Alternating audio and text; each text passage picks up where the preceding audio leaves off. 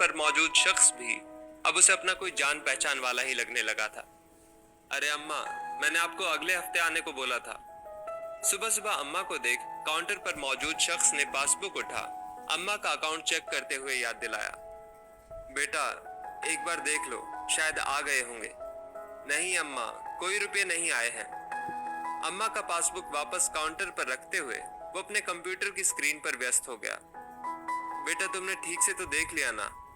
अम्मा ने एक बार फिर से काउंटर पर मौजूद शख्स की ओर बड़ी उम्मीद से देखा।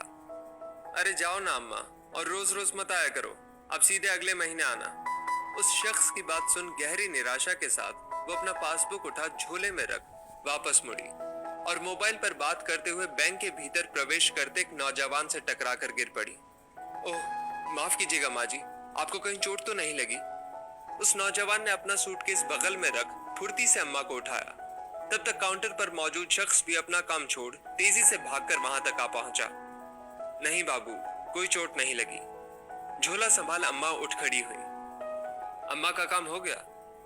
काउंटर पर मौजूद शख्स से बैंक के सीनियर सिटीजन ग्राहक के काम का जायजा लेना शायद उस नौजवान ने अपना कर्तव्य समझा। सर, अम्मा अपने अकाउंट से पैसे निकालने आई थी, किंतु पैसे अभी आए नहीं हैं। काउंटर पर मौजूद शख्स के हाव भाव से अम्मा समझ गई कि सामने खड़ा नौजवान उस बैंक के किसी बड़े ओहदे का मालिक है। लेकिन वृद्धा पेंशन तो पिछले हफ्ते ही सभी के अकाउंट में डाल दी गई है। उस नौजवान ने काउंटर पर मौजूद शख्स की ओर सवालिया निगाहों से देखा। नहीं नहीं बाबू, वृद्धा पेंशन नहीं चाहिए, मेरा बेटा रुपये भेजता है। अम्मा का स्वाभिमान देख वो नतमस्तक हुआ। अच्छा अच्छा, तो अभी तक रुपये नहीं आए? सर, पिछले 6 महीनों से अम्मा के अकाउंट में कोई रुपया नहीं आया है, लेकिन अम्मा रोज बैंक आ जाती हैं।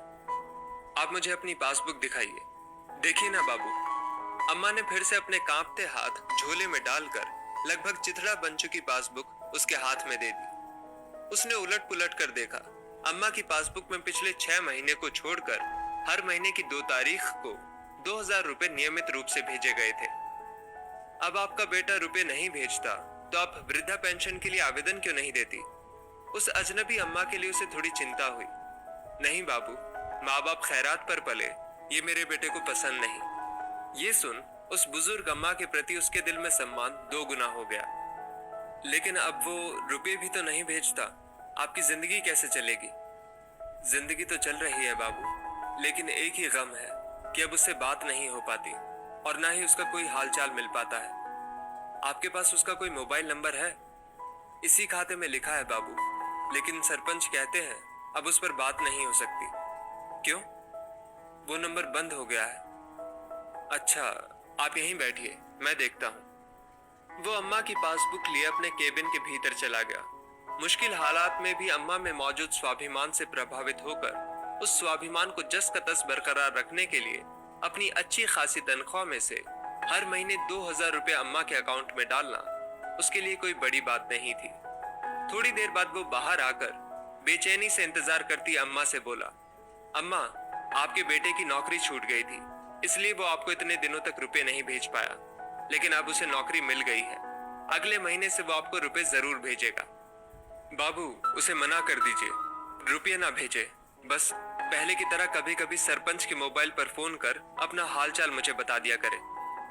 अम्मा के चेहरे की निराशा थोड़ी कम हो गई और ये देख उसे खुशी हुई। जी ठीक है अम्मा, आप मुझे सरपंच का नंबर दे दीजिए। मेरे बेटे के पास सरपंच का नंबर है बाबू। अम्मा की बात सुन वो कुछ सोचकर चुप हो गया और पासबुक अम्मा को वापस कर अपने केबिन की ओर वापस मुड़ा। बाबू, आप मेरा एक काम कर दोगे? अम्मा ने उसे रोकते हुए पूछा। जी हाँ, कहिए। बाहर मेरा आदमी बैठा है, आप एक बार उससे भी कह दो कि आपकी मेरे बेटे से बात हो गई है। अम्मा ने उसके सामने हाथ जोड़े। हाँ, लेकिन ये बात तो आप भी कह सकती हैं। वो मेरी बात पर विश्वास नहीं करेगा। क्यों? वो कहता है कि हमारा बेटा मर चुका है। क्या? उसके पैरों तले मानो जमीन ही खिसक गई। हाँ बाबू, वो कहता है कि कोई कोरोना वाला राक्षस हमारे बेटे को खा गया।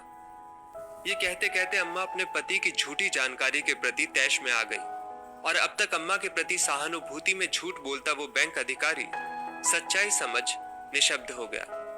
सचमुच कुछ घटनाएं आपको निशब्द कर देती हैं। दोस्तों, इस स्टोरी को लेकर आपकी क्या राय है नीचे कमेंट करके जरूर बताइएगा और ऐसी ही और भी बेहतरीन वीडियोस के लिए हमारा पेज जरूर फॉलो करें।